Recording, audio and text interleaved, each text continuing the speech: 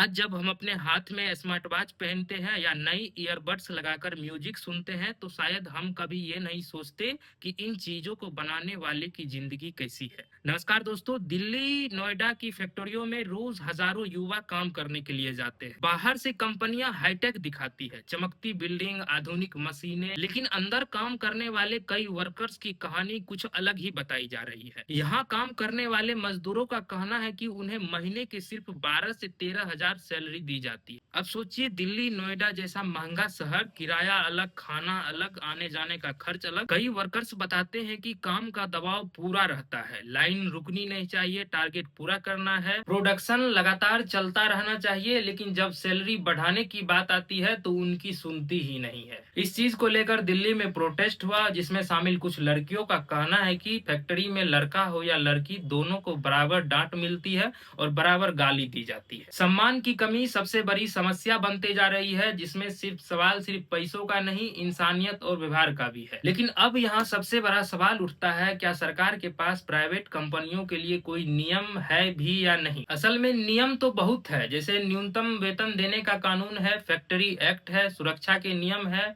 काम करने के लिए घंटे तय है, लेकिन जमीन पर लागू कितना होता है, यही असली बहस है। कई वर्कर्स कॉन्ट्रैक्ट पर रखे जाते हैं, यानी कंपनी सीधे तौर पर जिम्मेदार दिखती ही नहीं है। बीच में ठेकेदार होता है, नौकरी जाने का डर इतना बड़ा होता है कि लोग शिकायत भी नहीं कर पाते। और यही वजह है कि जब हालात बहुत ज्यादा खराब हो जाते हैं तब मजदूर सड़क पर उतरते हैं। सैलरी बढ़ाने की मांग, काम की स्थिति सुधारने की मांग। लेकिन यह कहानी सिर्फ एक कंपनी की नहीं है। नोएडा, गुरुग्राम, चेन्नई, बेंगलोर जैसे कई इंडस्ट्रियल इलाकों से ऐसी खबरें समय समय पर आती रहती है। एक तरफ देश में मेक इन इंडिया की बात होती है, भारत को मैन्युफैक्चरिंग हब बनाने की बात होती है, लेकिन सवाल ये है कि क्या उस इंडिया को बेहतर बनाने वाले वर्कर्स की जिंदगी भी बेहतर हो रही है। आप क्या सोचते हैं, प्राइवेट सेक्टर में वर्कर्स की स्थिति सुधारने के लिए क्या होना चाहिए। नमस्कार, जय हिंद, जय भारत।